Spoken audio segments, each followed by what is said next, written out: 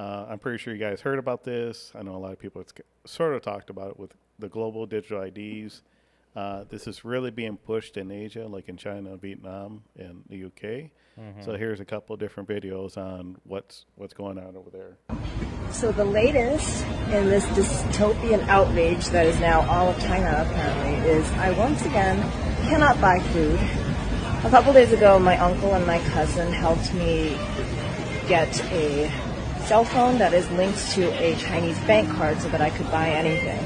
But now, apparently, it has been flagged for some reason, and I have to pass facial recognition identity verification, which is insane, because all I want to do is just spend my gift card balance on this debit card.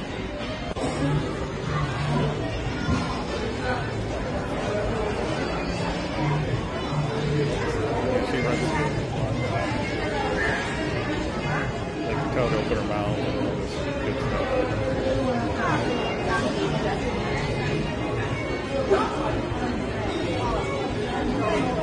It's almost like that. I think it's messy. I can't believe I'm doing this. I have to open my mouth. Oh my god.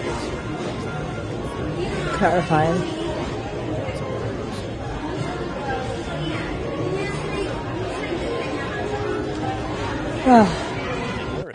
And of course, because it was my cousin who set this up for me, I did not pass verification. So that is, that is that's a scary side, right? How many times have you seen not just something go wrong at the bank, but this is now something could have gone wrong at the bank, or the government in this instance could say, oh no, you did something wrong, you did you jaywalked, we're not going to allow you to purchase anything today, right? Yeah. So you have different levels there of just your standard, oh shoot, something's wrong with my bank card, let me use a different bank card. Oh wait, I can't even use any of them now. Well, this is technology, and technology, you cannot rely 100% on it. This one reminds me of that movie. What's the character in the Simon Says, right? I don't know what the name of that movie, but can't remember. It has a character that says Simon Says, No, I remember that one. Yeah, I remember, right? Yeah. So, anyways, that is kind of similar to it. It's like where we are with this digital ID, where for my question is why even she got flagged? What was the reason it got flagged? And what system decided to flag it? So because that could happen to me driving and I ran out of gas, and I'm trying to use whatever the currency at that point is with a digital ID, and it got flagged because I'm going to the way where let's say the current government don't want you to go. Yeah. So they're just flagging anybody. So it's too much control, too much of control of the movement of the people. Yeah. So I think that's. Well, no. I'm sorry to cut you off, but this video right here pretty much alludes to. So now, even though you go to Washington, you can't buy Washington stablecoins. There's no U.S. dollar. It's stablecoins by state. And the only way you can get access to buy these stable coins is if you had access to your bank. But you can't even get access to your bank because your digital ID has denied you. And now you have to pay your fees and taxes and everywhere in Texas. Then you can get access again to your general bank account, because these will now become state and federal laws. This is why the British Prime Minister said, you cannot work in the UK unless you have digital ID. Denial by default. And people will try to usurp it. Say, well, I'll just do it under the table. But then they will have police looking for those people, and they will throw them in jail. What the end goal is, a digitized, tokenized world. All things will be tokenized. Your house will be tokenized, your loans will be tokenized, and everything is controlled by smart contracts. And that's all you need. Use AI create a artificial civil war where you start having Texas and Chicago starting. Then you can have the Insurrection Act where the military can start intervening to stop riots, but courts still work. The police still function. Now with the Insurrection Act, you can just now use military. Martial law stops it all. You don't have no more rights. You have nothing. Whatever the military says you will do, or you will be in prison. There's nothing that can stop that. The state can't stop that. Nothing can stop that. And so when people try to usurp this at the So in my thought, you basically become an illegal person or a citizen, and I mean, Well, criminal. I would say even a yeah, criminal but within just your think about own this, right? country. So all the people that don't pay taxes every year, right? Yeah. I know people that haven't paid taxes in a few years. Say, And where would Amish they go? they would be instantly flagged Yeah. as, hey, you can't spend any money. We're going to freeze your accounts. We're going to get our money back, right? So if the IRS comes and uses that kind of stuff, no more working under the table, right? Even your kid mowing the lawn in the neighborhood. Kids working at a farm. Yeah, kids working on a farm. You didn't claim you can't your pay in income. cash anymore. You're gonna have to pay everything in digital currency. And So in my opinion, I'm gonna go back to the same statement I made previous. This is more just control for free movement of people. Yeah. People, they're moving within their countries. Yeah, we got borders and everything. You agree or disagree, that's beside the point. But I think at this point is even you are born citizen of that land or that piece of land where you are at that point become a criminal because you did not comply with whatever being told. yeah, I mean, your cars are all going to track, right? They do now. They track your speed. Oh, you were speeding. We're going to lock your account, or you're not going to be allowed to drive your car now for a week Yeah. because you were And 5 miles and over the speed limit, or I think it was actually I think Ford has a patent for that, as in they can lock out your car. If like I think the patent was I believe it was if, like, for example, if you're not making a payment for the vehicle, instead of having a repo guy go grab it, just shut it down. no, it'll actually drive itself back. Oh wow, okay. I mean, it makes sense. So Yeah. I mean, people like me, I can't do a burnout with my car. That's just criminal right Yeah. there. No, right. Yeah. Or Yeah, they do. noise I cannot complaint. drive my car the way I want. Yeah. I Yeah. cannot go mud bogging with my car. That's Yeah, just. But this kind of stuff is gonna happen. I mean, it's the inevitable. It will happen. Just mean, when it- and ever so slightly, right? We've been If- changing and accepting more privacy invasion. as we Well, go. so here's the thing. Let me compare this to this. We have that where they clone a sheep, right?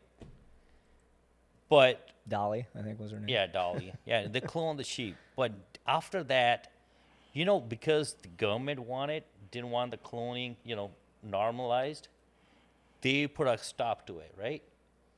Well, we think so, but yeah. Yeah, I mean, at least what we know, right? So they put out so I think the similar way, this AI technology and this digitizing, it need to have its limits. Yep. And those limits, they need to be, again, we talked about from day one, they need to be a group of people or organizations who are basically build a mechanism kind of like a Sigma, or iOS, like we have these certifications in manufacturing, right? Yeah. We have Sigma, we have other certifications, right? Sure. And a similar way, there need to be something mechanism that basically controls the expansion of digital AI technology, and so it's used ethically. Yep. Well, speaking of that, you guys are talking about, I guess you say we need to have some control of it. And actually, this gentleman talks about, I believe it was Vietnam. They're kind of pushing back on this. Vietnam has closed 86 million bank accounts. They've frozen them, seized the assets, but they've closed the accounts. And that's 43% of all the accounts. There's around 200 million in Vietnam. Yeah, they are. Really? And the quote that they give is, Prevent fraud and cybercrime. It's always in your best interest, except when it isn't. Can you imagine that number, 86 million, how many millions of people and families that have actually gone into serious trouble because they cannot access their account, either because they refused or couldn't give, the digital ID. That's what they wanted. You had to register a digital ID with biometric data.